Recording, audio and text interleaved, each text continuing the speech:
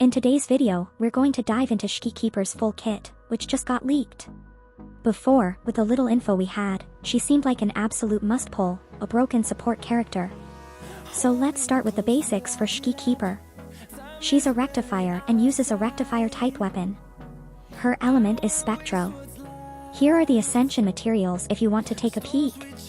I believe this one is a new material that will come with the new map, so we can't farm it just yet. But this other one?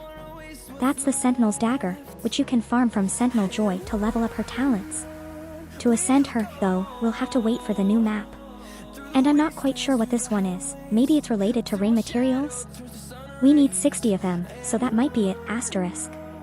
Asterisk now, let's get into the details, finally, her skills. Starting with her normal attack, she performs up to 4 consecutive attacks, dealing spectral damage. When the attack hits a target, she generates 1 collapse core, though we're not sure what that is just yet. As for her heavy attack, it's quite a long one.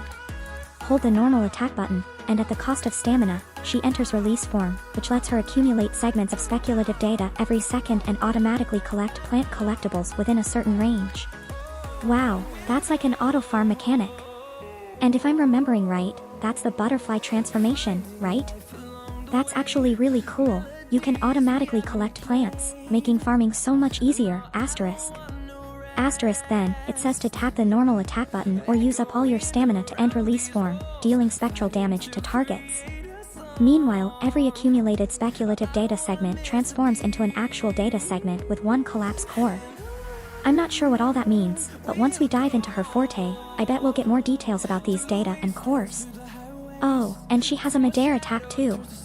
It consumes stamina to perform a plunging attack, and when it hits a target, it terminates 1 collapse core.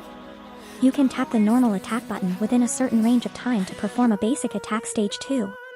And, of course, like every resonator, she has a dodge counter. It says to tap the normal attack button after a successful dodge to attack a target, dealing spectral damage, asterisk. Asterisk moving on to her resonance skill, this one's pretty nice. It restores HP for all team members and summons 5 dim star butterflies, which automatically track and attack targets, dealing spectral damage. And yes, this can be performed mid-air. So, she can heal the team with just her skill. How cool is that, asterisk? Asterisk in her kit, she gets HP bonuses and also some healing bonuses, including a 4% healing bonus right here. Now, let's talk about her Resonance Liberation, which looks like a pretty insane ultimate. It expands the elementary stellar realm to continuously restore HP for all team members within the stellar realm, which is like that domain field we heard about. This effect can be triggered every 3 seconds, so it's another form of healing for your team with her ultimate. When nearby teammates use the intro skill within the elementary stellar realm, it evolves into the sophisticated stellar realm. In this sophisticated stellar realm, for every 20% increase in Keeper's energy regeneration, all nearby team members in the domain gain a 1% increased crit rate, up to a maximum of 10%. And it says this involves all the effects of the previous elementary stellar realm, so yes, it stacks, asterisk. Asterisk in the last breakdown video for Helite Kit, the big question was whether these effects stack, and it looks like they do. Popping the ultimate will not only heal your team but also provide crit rate boosts, up to 10%, which is pretty sweet. And that's not all, she has a third form, a third domain for this ultimate. The released stellar realm is triggered when nearby team members use the intro skill within the sophisticated stellar realm, evolving it into the released stellar realm. In the released state, for every 10% increase in Keeper's energy regeneration, all team members in the domain gain a 1% increase in crit rate, up to a maximum of 20%. That's pretty wild, asterisk. Asterisk before, we thought Keeper was supposed to buff damage, like straight up attack damage, in this third form, but now it's even more crit rate. So, that's 30% crit rate, which is insanely high and will make building characters so much easier. It seems pretty easy to do, too. All you need to do is use the intro skills for your different characters within her domain's area, which doesn't seem too hard to manage. You can get that very quickly. And as with the last one, all the effects of the released stellar realm stack over the sophisticated stellar realm. Pretty nice. And when released stellar realm exists, Keeper's intro skill, Enlightenment, will be replaced by the intro skill, Discernment. It's similar to Karohim with his unique intro skill animation. It's the same thing with Shiki Keeper. Once you reach that 3rd stage and use her intro skill within the 3rd stage, you'll trigger a new intro animation, which we haven't seen yet. I believe the leaks aren't out for that yet, but once we get the full gameplay, I'll definitely post it on the channel, asterisk. Asterisk alright, moving on to the Forte circuit. Whoa, this is quite a long Forte, but let's go over it quickly. She generates a floating collapse core. This is what those collapse cores are. When you use her normal attack and hit a target, it generates a collapse core, which emerges as a Flare Star Butterfly after 6 seconds.